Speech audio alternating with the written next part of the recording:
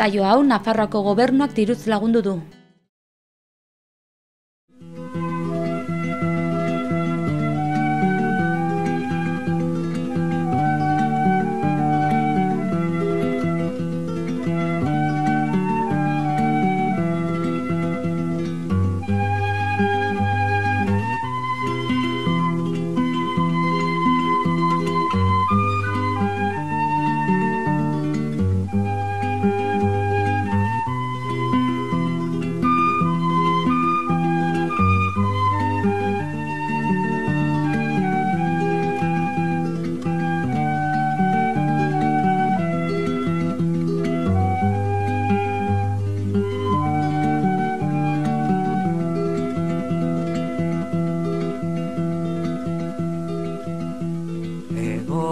Ebaki banizkion,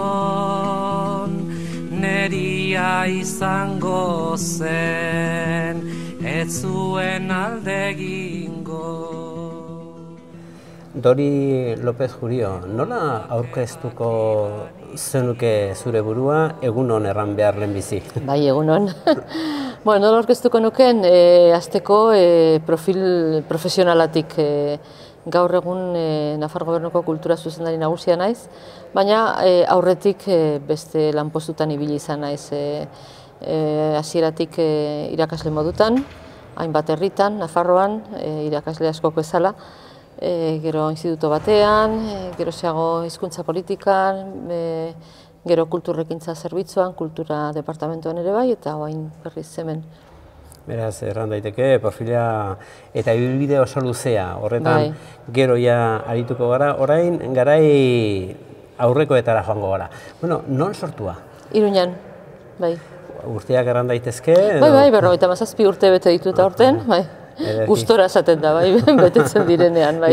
Eta hauniz bete daitzila. Hori da, bai, alaxe da, bai. Eta nongoa egiten duzu, zure burua? Nik Iruñakoa, Iruñan jaio nintzen eta Iruñan bizitzan naiz nire bizitzaren zatia handienetan eta Iruñakoa, bai. Txantreakoa hain zuzen ere, Txantrean bizitzan nintzen. Hori ere badu bere ukitua? Bai, badu bere puntua, bai. Zergatik garai batean, Txantreakoa zirela zioten, iaia Iruñekoak ez. Bai, zaten ginen Iruñera igo, aldapatsua da eta Iruñera joten ginean Iruñera igo eta bai, alaz ez zaten zen. Zure lehendabiziko oroitzapenak, aurra zinenean, baina konsiente zaren lehendabiziko oroitzapenak zein dira? Ba ez hemengoak, ez Iruñakoak, baizik eta pabekoak. Nire guraso joan ziren, jende asko bezala lanera, lan egitera, eta han pasatu nituen nire lehenengo urteak. Eta nire lehenengo oroitzapenak pabeko lorategi batekoak dira, eta han jostailuekin eta bai, txakur batekin, bai. Eta eskolara ere, hani eman zintuen, zure lehendabiziko... Ez, eskolaratzeko garaian ja nire gurasoak itzuli ziren eta hemen hasi nintzen. Oroitzapen horiek, xuri beltzean dituzu edo koloretan? Ez, beti koloretan izan ditut oroitzapena, bai, ez dut inoiz izan txuri beltzez. Argazkitan ikusten da txuri beltzez, baina barruan, ere buruan koloretan, bai. Eta aurra zinenean, zer izan nahi zenuen? Ba begira, betidanik irakasle izan nahi nuen izan eta lortu nuen, zen magisteritza ikasi nuen eta irakasle izan nintzen. Eta zertan jostatzen zineten? Baita ere irakasle moduan taulako gozak edo beste zein jostaketa moduan? Beste, bueno, denbora asko baten genuen kalean. Garai horretako aurrak, nik uste dut denok pasatugu haurtzaroa kalean, eskolatik kanpo.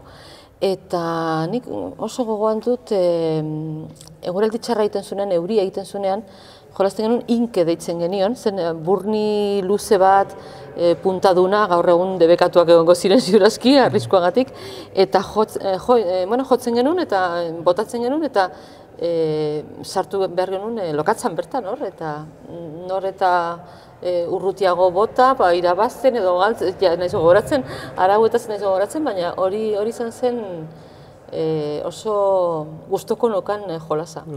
Eta horzatik aparte... Etxe-etxoak egiten, hor, kalean egoten ginen ez, Txantrako patio handi horietan etxe-etxoak harriekin eta zuaitzetan, eta bai. Bai, beti kalean. Ja, haurtzaroa pixkatu zi eta pastu gaitezen gazte garaia. Gazte garaieko oroitzapenak baitere buruan dituzu? Oso onak, bai. Gazte garaia oso zoriontsua eta oso pozik, bai. Bokazioz edo alabeharrez, zure kasuan badiduri bokazioz, baina tira, ze ikasketa burutu zenituen? Bai, ikasketa, magisteritza egin nuen hemen, etxe honetan, eta bokazioa erabat, oso garbia, bai. Nork errango zuen, etxe honetan hasi eta etxe honetan jarraitu? Bai, jarraitu, bai, gora berakin, sartu atera, baina bai. Rebeldea izan zen gaztetan, Dori? Bueno, nik uste dut, bai, denok izan dugu gazte garaian rebelde puntu bat edo zerbait arauatik kanpo, bai, beti nik uste dut denok izan dugula, ez baldin bazara rebelde gazte zarenean noiz izan berzara. Etxetik kanpo noiz hasi zinean bizitzen? Ba, gazte zen, magisteritza bukatu nuenean jo nintzen Londresera bizitzera, ikasketak sakontzera eta bar, eta han eman nituen ja 2 urte. Orduan gazte, gero itzuli nintzen eta hasi nintzen ikastola batean lanean eta bere alaia etxetik kanpo erabat, nolabait esateko bai. Nomada izan ziren? Bai, esan daiteke baietz, bizi izan naiz leku askotan, azkenean Iruñan, baina izan naiz ere Londresen denboraldi luze batean, garai horretan luze iruditzen, orain atzera begiraz da luzea, 2 urteko esperientzia, baina bai, gero Zubietako eskolan ere beste urte bat eman nuen, Altsasuko eskolan, orduan irakasle izateak eramaten du batera ere nomada izateko puntu hori ere. Eta zerbait gelditu da nomadatasun horretan, batzutan atxematen nahi duzu jarraitu horla? Bidaiatzeko gogoa gelditzen da, bai hori izan da, nire zaletasun handiena bidaiatzekoa, bai. Zure aisialdian zer duzu hola gustoko? Denbora dudanean eta aukera dudanean bidaiak egitea hori bai oso gustoko izan dut. Beti saiatzen naiz irakurtzen, ez paper ofizialak eta gure laneko baizik eta novelak, eleberriak eta bar. Eta ibiltzera joten naiz ere, bai. Baina denbora gutxi daukat ere, denbora libre gutxi daukat. Bizi lanerako edo lanain bizitzeko? Galdera zaila da. Ni lan eta lan besterik ezin dut esan. Lan asko egiten dugu, baina saiatzen gara oreka hori bilatzen, ez? Dena den, gustora zaude egin duzun eta egiten duzun lanarekin? Bai, ni saiatu izan naiz beti alde positiboa bilatzen, ez? Eta lana daukan alderdi positiboa erabat bilatzen, eta lana gustokoa dut, orduan zerbait gustora egiten duzunean, hori isladatzen da, ez? Adina izina joan bezala, bizitzarekiko izaten den ikuspegia aldatzen joaten da? Hainbat gauzetan bai, bestetan ez. Askotan ere zure pentsamoldea, zatezu jo badirudi, 20 urteko gaztetxoa naizela berriro ere, ez? Bestetan, bai, garapen badago eta aurrera doatzera jotzen duzu, baina nik uste dut funtsezko sinesmenak edo sentimenak mantentzen direla, betiko. Gero aldatzen dira beste gauzatxo batzuk, baina ez gehiegi. Etzen gehiago txoria izango, baina nonela. Etzen gehiago txoria izango, eta nik txoria nuen maite. Eta nik txoria nuen maite. Bueno, Nora, zure ibilbide profesionaletaz arituko gara orain. Ikusi dudanez aiztion naiz gutxi solastu, oso luzea da. Lehenbizi irakasle, ez? Magisteritza egin zenuen. Irakasle, magisteritza ikasi nuen eta irakasle lanetan aritu nintzen 17-18 urtetan jarraian. Eta bilbide luzea irakasle moduan, hasieran nire lehenengo destino, esateko, izan zen Altsasuko eskola batean. Han eman nuen kurso bukaera bat, sustituzio bat egiten, eta hurrengo urtean izan nuen plaza urte osorako Zubietako eskolan.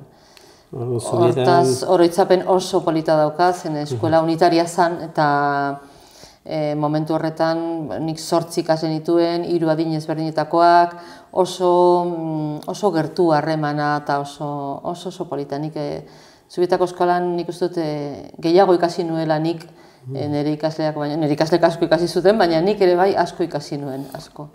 Bueno, eta pentsatzen dut inauterietaz baita? Bai, baita ere.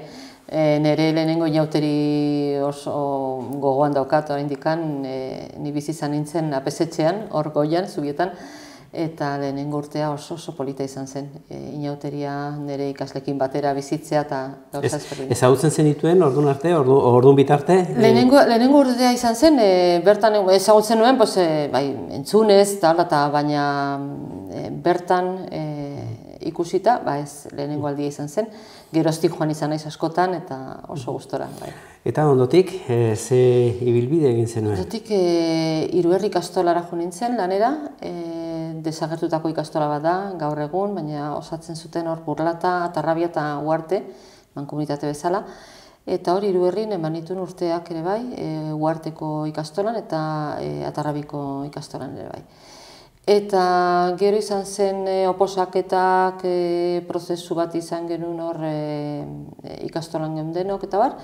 Eta garai horretan deitzen zen Lorenzo Goikoa ikastetxea, Atarrabikoa, eta bertan sartu ginen, D-eredua orduan hasi zen eskolan. Oso, 80. hamarkadakoa zen eta D-eredua martxan jartzen zen eta bar. Eta handikan beste prozesu bat izan zen LOGSeren aldaketa eta bar EGB desagertu zenean eta DBH sortu zeneko prozesu horretan aukera izan nuen instituto batean joateko eta 2 urtean joan nintzen hemen Iruñan. Aldatzen zen haunitz, batean aur gazteagoak inaitzea eta institutu batean inaitzea? Adin aldetik berdinak ziren, ni garai horretan ikastolan nengoen deitzen zena goi zikloa, 6., 7. eta 8. eta adin horiek ikasle horiek izan ziren DBH lehenengo eta 2. maila osatu zutenak orduan. Adin aldetik ez, institutua eta bai diferentea zen eskola batean aritzea edo instituto batean aritzea. Prozedurak eta lan egiteko modua eta barrez berdina. Eta irakaskuntzan nola ikusi duzu? Ikusi duzu aldaketarik, hasi zinenetik utzi zinun bitarte? Bai, hasieran zen askoz ere hurbilagoa, agian nik gogoan dut gehien bat lan egiteko talde txikiagoak, irakaslenak. Irakasleok elkartzen ginen, adibidez Zubietan, elkartzen ginen, bertako herritakok eta astean behin programak egiteko eta prestatzeko eta prestakuntza lanetan. Eta bete bilerak izaten ziren petit komite nolabait esateko, irakasle batzuk, gutxi, sekulako gogoarekin, gauzak aurre ateratzeko, medio aldetik ere medio gutxirekin, baliabide gutxi, eta lana beste modu batera egiten zen. Gero ja institutoan sartzean Iruñako instituto bat zen, orduan departamentu askorekin, egitura aldetik ja erabat osatuagoa eta ikasle kopurua ere askoz ere handiagoa, orduan gauzak ezin dira konparatu. Protagonismo gutxiago izaten du hori irakasleak, dena antolatuagoa dago? Ez pentsa, instituto batean oraindik irakasleek asko dute esateko, baina lan egiteko modua ezberdina da, hori bai. Dinamikak ezberdinak dira eta agian teknikoagoak dira, ez gauzak. Beraz, irakaskuntza maite zenuen, hortik alatu guztiz ere, berriz, administraziora salto egin zuen. Nola izan zen salto hori? Kasualitate bat ez izan zen, ni Biurdanako irakasle nintzen, ingelera eta, D-ereduan, baina ingelera irakasten nuen, eta garai horretako hizkuntza politikan behar zuten euskaldun bat, baina Europako hizkuntzak menperatzen zuen norbait. Nik ingelera gehi frantsesa banekin, eta Europako programak eta holako gauzetan parte hartzeko behar zuten pertsona euskaldun bat. Eta gaur egun euskaldun askok dakite ingelera eta euskera eta frantsesa, baina nire garai horretan aspaldin ari naiz kontatzen, jende gutxi ginen elean hitzekoak, ez elebidunak, baizik eta elean hitzekoak. Eta kasualitate bat izan zen, deitu zuten institutora eta interesatzen zitzaidan urte baterako olako programetan sartzea eta sartu nintzen.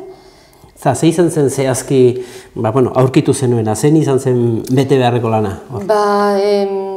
Denetarik egin behar izan nuen, zen hor zegoen Euskaltzaindia, baita ere Euskaltzaindiarekin genuen hitzarmena, eta liburuak argitaratzen ziren, eta Europa mailan ere diru laguntzak eta proiektuak, eta nik uste dut urte horietan gauza asko martxan jarri ziren. Lehenbiziko urteak izango zen, Europakin harremanetan aritzen zela, ez da? Dirua lortu zen dexente Europatik, garai harretan, kulturarako, euskararako... Lehenengo pausoak eman ziren. Lehenengo pausoak diru gehiago lortu baino, izan zen lehenengo pausoak adierazteko hangaundela eta genituela proiektu batzuk eta gai ginela lan talde batean egoteko, Europa mailan beste... Nola ikusten zuten garai hartan Europako, ezagun, departamentu horietan zeudenak, hizkuntz politikako, agian izango zen hizkuntz politika txikiko edo olakoako, nola kontutan hartzen zuten edo kontutan hartzen zuten euskara? Bai, bueno, lan egiten genuen hizkuntz gutxituekin, orduan denok geunden nolabaiteko maila berean.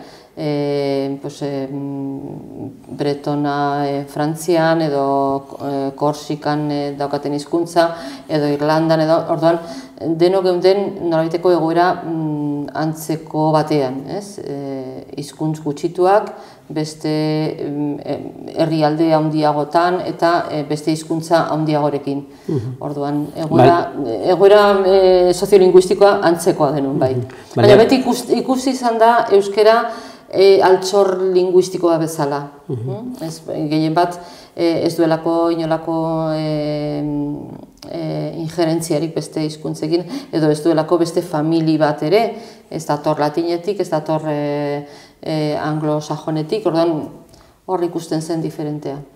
Gaur egun ere, pentsatzen dut, jarraitzen dutela berdin, indartu da hori gehiago? Bai, sare gehiago dira eta lan talde gehiago daude, eta nik uste dut lan horretan aurrera pauso handiak egin direla hizkuntz gutxituen normalizaziorako eta gehien bat ezagutza Europa mailan. Beraz, nolabait Europan instituzionalizatu zen laguntza ematea. Bai, diru laguntza gehiago dira eta lan taldeak ere eta egiten dira erakusketak, hitzaldiak, bilerak eta aurrera pauso handia eman da, nire ustez. Beraz, baita ere izan zenuen tarte urte horietan, zenbat urte egin zenituen azkenean hor? Hizkuntz politikan, ez gogoratzen, 2000 batetik 2000 batean hasita, 2008 arte, bai. Urte desente dira. Hor, berriz, salto egin zenuen... Kulturara. Kulturara. Bai. Eta hori nola izan zen? Bai, kulturara. Baita ere, jubilatzen zen garai horretan kulturregintzako zerbitzuko zuzendaria eta elkarrizketa baterako deitu ninduten, interesatzen zitzaidan lanpostua eta profila ematen nuen, eta hemen egon ginen, 7-8 pertsona gutxi gora bera elkarrizketa horretan, eta lasai asko torri nintzen, ustez, ez nuela lortuko, baina zer galdu ez nuenez, orkestu nintzen, eta horrengo gunean esan ziaten baietz, azteko. Sorpresa ona? Sorpresa ona, zen garai horretan nila oso horreratuak nituen antropologiako ikasketak uneden. Eta antropologiak badu zerikusteko handia kulturarekin. Orduan banuen ja grina hori beste gaietarako, ikerketa bat egin nuen ere bai euskararen euskalkiak Nafarroan Santiago bidean zehar eta aurkeztuta ere Salamakako Unibertsitatean kongresu batean, orduan oso lotura neukan hizkuntzekin gehi kultura arloarekin, orduan niretzat izan zen opari bat ere. Borrokalaria zara, olako lehiaketa horretan, azken finean lehiaketa izaten delako zere, zentzu honean diot lehiaketa, baina bueno, tira, azken finean lehiakorra zara... Nik beti aurkeztu izan naiz lanetara lasaitasun handiarekin, ez? Nik dakidanarekin, badakit beste askok ere jakingo dutela, ni baino gehiago edo nik ez dakidan beste gauza batzuk eta deno gara ezberdinak, ez? Baina lasaitasun handiarekin beti. Beraz hori atera zenuenean, ze eman zenion jarraitu zenuen lehenagokoarekin, haize berria sartu zen, zerbait proposatu zenuen? Bai, hemen ikustu bakoitzak ematen duela bere kutsu eta bere ikutu ezberdina, naiz eta lan ildo batzuk errespetatu behar dituzula noski eta gobernuak markatzen du lan ildoak eta bar. Baina kultura oso alderdi zabala da eta kulturak ematen du gauza ezberdin asko egiteko. Garai hortan sortu zen Nafarroako antzerkisarea, baita ere sortu zen zinerako inaak, gero desagertu egin zen, baina garai horretan sortu zen. Eta gauza asko, nik uste dut gauza askotan aurrerapen handiak eman zirela. Denon gustokoa ziurazki ez, baina oso zaila da, denon gustokoa ere. Beraz, kudeatu behar den kontua handia izaten da, diru aldetik eta baita ere, nahi dut gero gizarte erakundeen aldetik, kulturan? Bai, nik uste dut baietz, bai.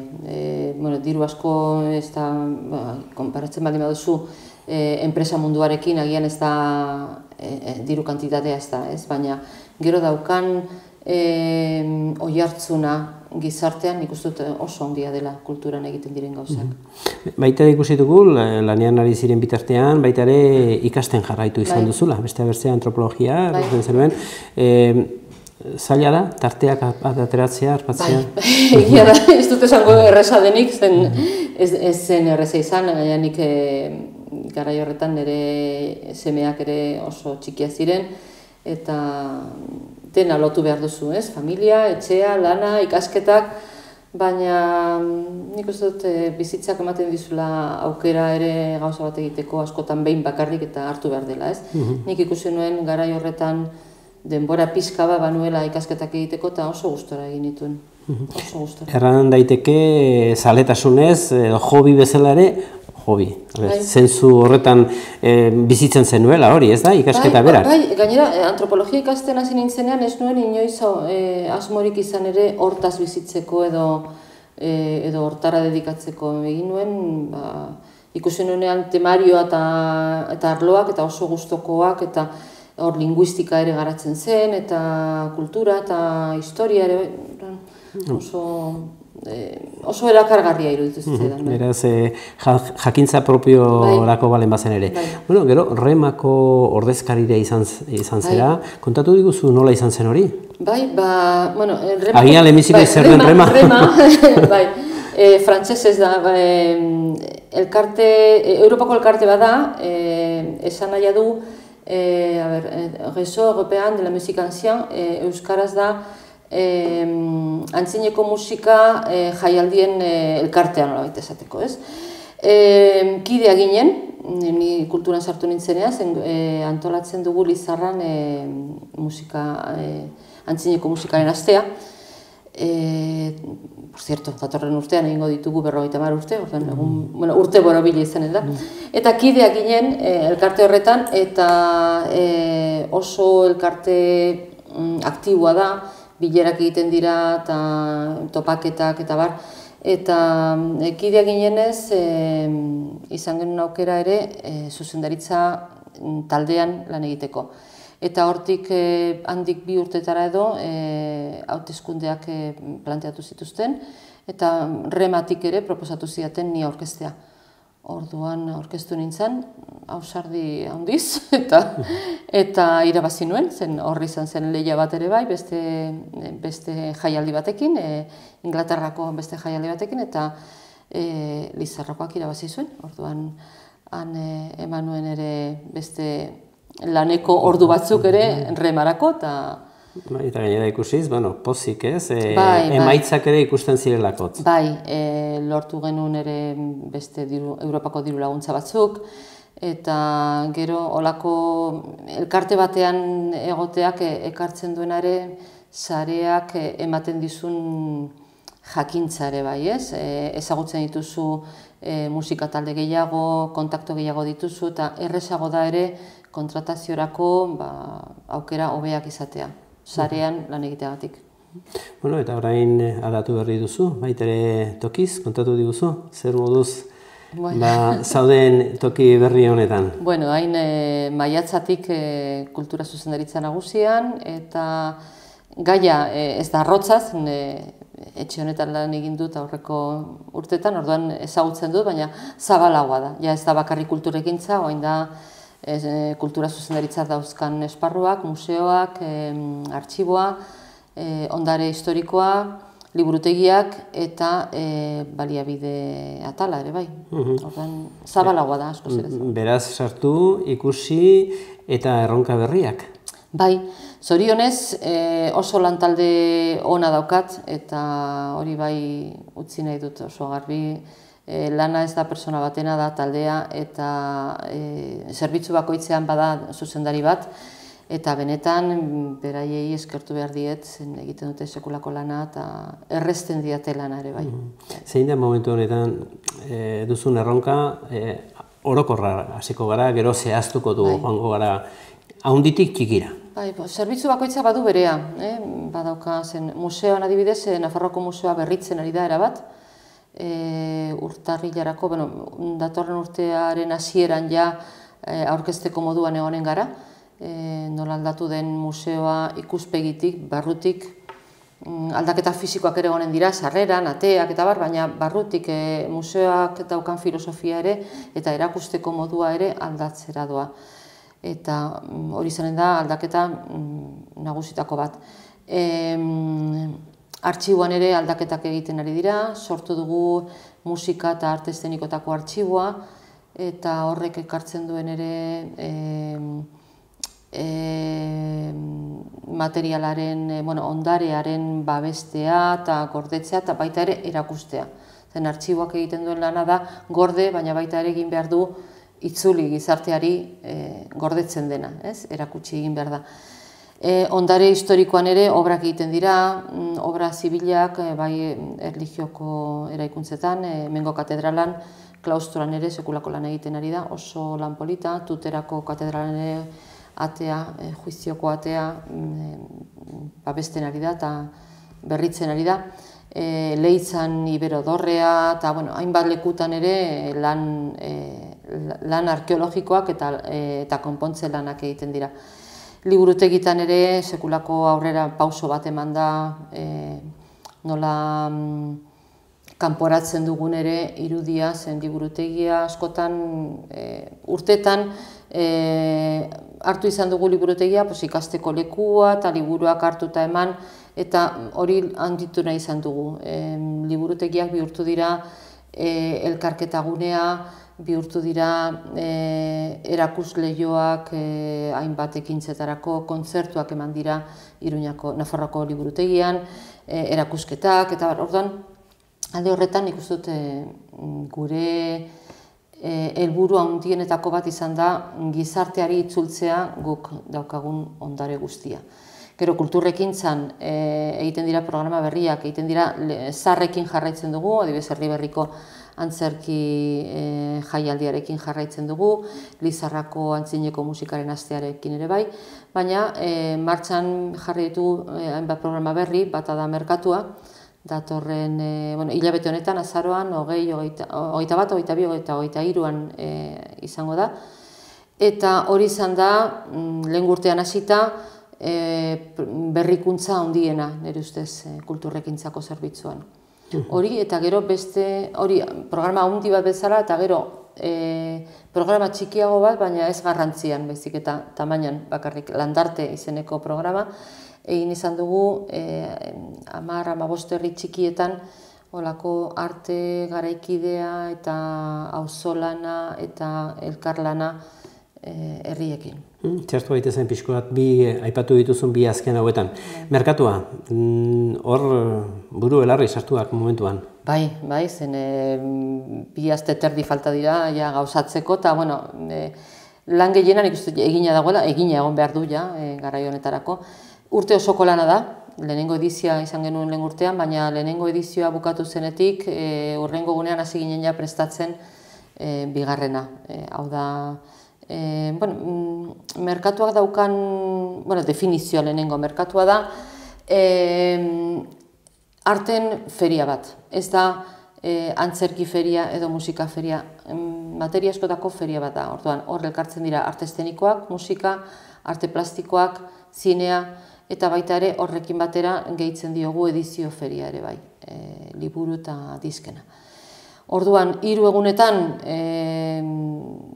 eromena izango da, zen gauzak izango dira goizez, arratsaldez, gauez ere bai, goizeko espazioa baluarte izanen da, hor stand batzuk jartzen dira, eta hitzaldiak, elkarketak,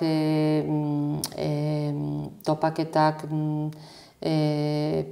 informazio trukatzeko gunea, prentsarako gunea, hor lan gune bat izango da goizez.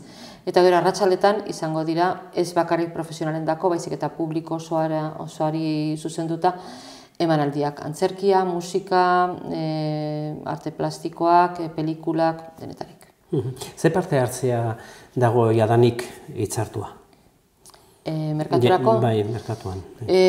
Ja, itxita dago dena, izena ema daiteke oraindikan parte hartzeko publiko bezala edo entzule bezala, baina ja, stand guztiak salduta nolabait esateko daude, eta hitzaldi guztiak ja hitzartuak, profesionaletik 1000 profesional baino gehiago izango ditugu aurten. Ze aurrekontu izaten du horrelako? Aurrekontu zabala da, Iruñako udalarekin batera egiten dugu, antolaketa kultura departamentukoa da, baina Iruñako udalak babesten du ere bai eta diruz laguntzen du. Buruz ari naiz, baina aurrekontua guk badaukagu ez da iristen 200.000 eurotara, 100 asko, eta Iruñako udalak 30.000, 40.000 inguruko jarriko ditu. Eran daiteke horrelako ekitaldiak baitere ekonomian, bertako ekonomian mugimendua sortzen dutela? Hori da, profesionalei zuzendutakoa da, eta orduan diruak ere ekartzen du, zen jende askok lan egingo du 3 egunetan Iruñan, horrek suposatzen du hotelak, tabernak, jatetxeak, dendak, dirua mugitzen da, ez zuzenean merkatuan, zen merkatuan ez dugu ezer saltzen nolabait esateko, saltzeko erakusleioa da. Hori da.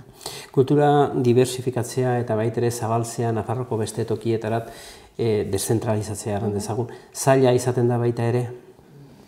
Batez ere ekitaldi kulturala? Zorionez, gure komunitatea bakarra da, probintzien aldetik, esan nahi dut ez dela Andaluzia bezala edo orduan ez da, eta gainera ez gara oso zabalak, esan nahi dut, iparraldetik hegoaldera ez dago distantzia handirik, askotan asko iruditzen zaigu, baina ez da inbesterako.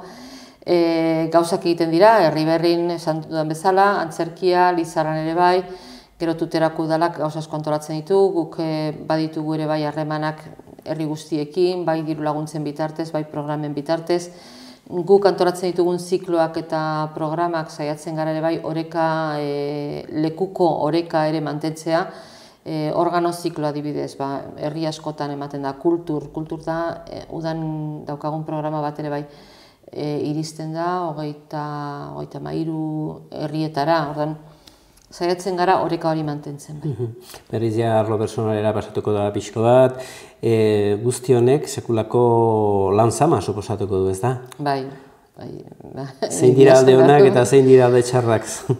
Alde honak lana gustoko dudala, bestela, gustoko lanaz baldin baduzu lana zama bihurtzen da, eta niretzat lana gaur egun ez da zama, baizik eta sortea esango nuke, nik ez dut sortean sinesten, baina esan nahi dut pozik nagoela daukadan lanarekin eta niretzat pozgarria da, olako lan bat izateko aukera, ez? Gero, zer galtzen duzu bidean? Zure denbora librean ere bai, zure familiarekin denbora gehiago pasatzeko asti gutxi da, denbora gutxi daukat, baina saiatzen naiz orekatzen hori ere bai, ez? Emakume izatea konturatu zara da, ez? Oztopo izan da, batez ere ez dakit? Niretzat ez. Ez dut inoiz sumatu ezberdintasunik, ez soldataldetik, ez zamaldetik. Batzutan, harridura sumatu dut, adibidez, orain dela urtebete etorri ziren txinatar batzuk hartu eman bat izateko eta bar, eta kasualitatez Nafar gobernuko 5 emakume ginen, eta beraiek 5 gizon. Eta bilera hasi baino lehen interprete bat zeukaten ere, txinotik ingelerara, eta galdetu zuen txinatar batek, eta gizonak noiz datoz, eta ez dago gizonik, kasualitatez 5 emakume ginen, 3 zuzendari nagusi eta 2 ez dakize kargo zuten. Eta presidenta daukagu ere bai, eta harrituta nola denak emakumea ginen, ez? Zure ibilbidea berriz hartu behar zenu, gauza berak egingo zinituzke, erabaki berdintsuak hartuko zinituzke, beraz... Nordaki, ez dakit. Askotan gauza gertatzen dira, zuk nahi ez duzulako, beste askotan ere zuk bultzatuak, momentuz gustora nago egin dudanarekin eta euskalo, atzera itzultzearekin ez dakiz ere egingo nuke, baina... Orainera erraparatuz, beraz, momentu honetan buru belarri zertan zabiltza?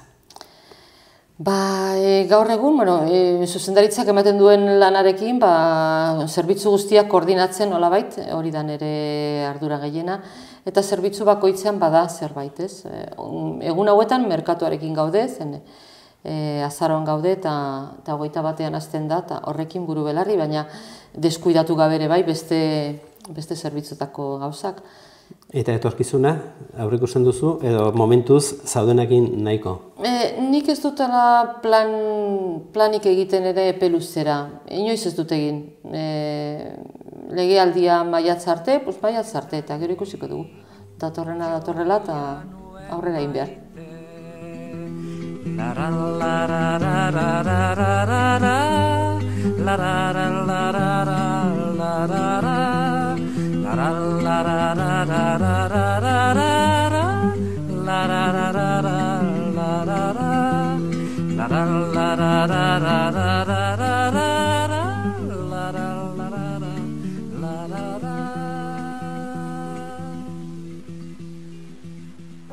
Bueno, Dori, zure ustez gizartearekin konprometitu behar dugu? Noski baietz beti. Gizarteari itzuli behar diogu gizarteak ematen diguna. Hori pentsatzen dut kultura arlotik behintzat. Natura zaintzen dugula uste duzu? Zaintzen dugula bai. Agian behar den moduan ez edo behar dugun aina ez da ere. Askotan ere pentsatzen dugu birziklaia adibidez nahikoa dela etxean egiten dugunarekin, baina uste dut gauza asko egin daitezkela eta hor naturarekin daukagun konpromesu askotan azalekoa izaten da. Bidaiatzea gustokoa duzu? Oso, bai, oso gustokoa, bai. Nola joango zinateke gustora agian oraindik joan gabe zarena? Badia leku asko, baina adibidez Alemanian dagoen Baviera aldea eta ez dut ezagutzen, Alemanian egon izan naiz, baina ez Bavieran. Eta zonalde hori gustokoa dut, bai. Europa oroar oso gustokoa. Eta egun bateko ateraldietan hondartza ala mendia? Biak zaila da askotan, baina Hondarribira asko gustatzen zaitez, eskapatzea, ez? Goiz bat edo arratsalde bat, eta hor bai elkartzen direla mendia eta hondartza, bai. Herria ala hiria? Baita ere, sentitzen dut, ezin erantzutea bat ala bestea, hiri batean bizi naiz, baina herriaren dako zaletasuna badut, bai. Herria handiak, herri txikiak? Txikiak, bai. Toki bat, sekretua izan daitekena, baina gustora sentitzeko modukoa? Oso gustora sentitzen ez, eta aspaldiko lekua, eta oso hurbil dagoen hemen Redin, Arresi ondoan eta hor badira bista batzuk zoragarriak eta paseatzeko lekua oso atsegina. Egoera bat, gustora egoteko moduan? Uretan, asko gustatzen zait, uretan ibiltzea bai. Bai hondartzan, bai igerileku batean bai. Mitozalea zara? Ez, bat ere ez. Beraz ez duzu inor elkarrizketatzeko edo solasteko? Norbait elkarrizketatzeko edo hitz egiteko, bai, idazle askorekin. Batzuekin aukera izan dut ere lanagatik edo margolari on batekin. Bai, baina ez hola mito, ez dut izan ere gazte garaian, musikarekin, mito bat, ez. Liburu bat?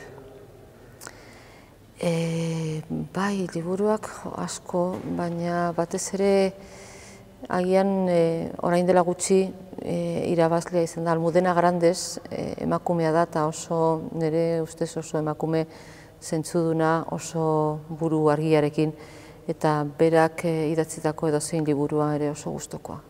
Filma edo pelikula bat? Hor, El Padrino, 3 pelikula dira batera, baina oso saga ona. Klasiko bat da, baina oso ona. Eta abesti bat? Mikel Laboaren edozein, bai, oso gustokoak. Kirola, gustoko duzu? Igeriketa, gehien bat. Igeriketa, bai.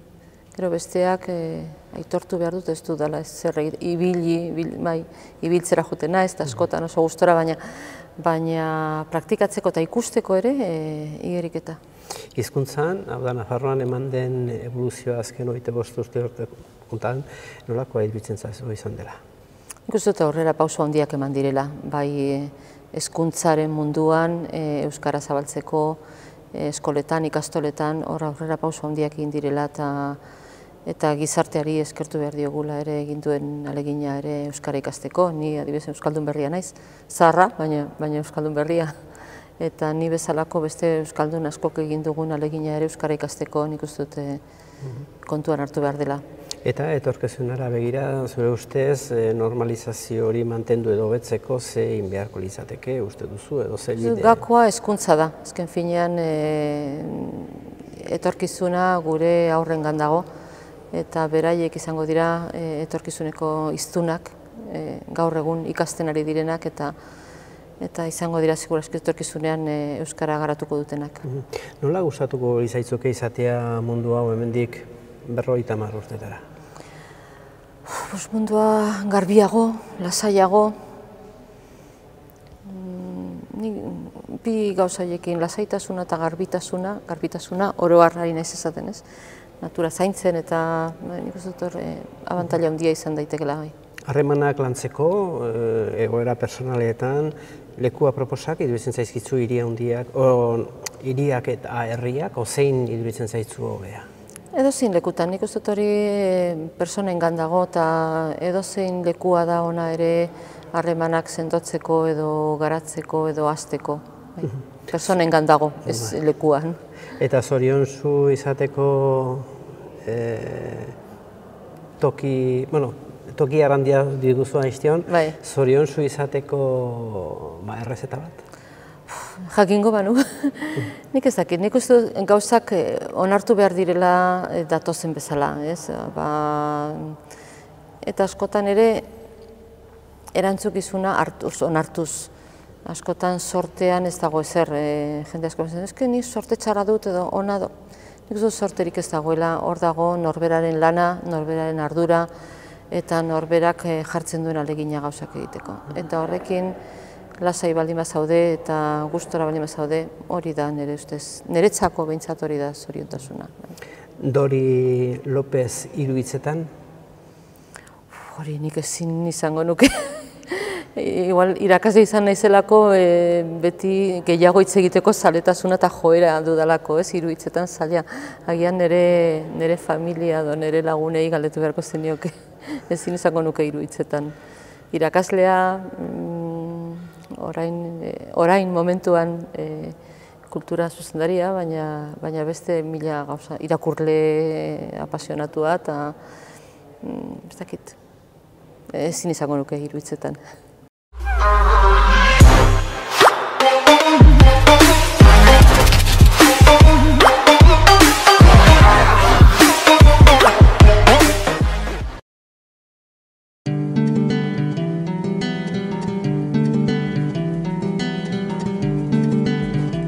Saio hau Nafarroako Gobernuak diruz lagundu du.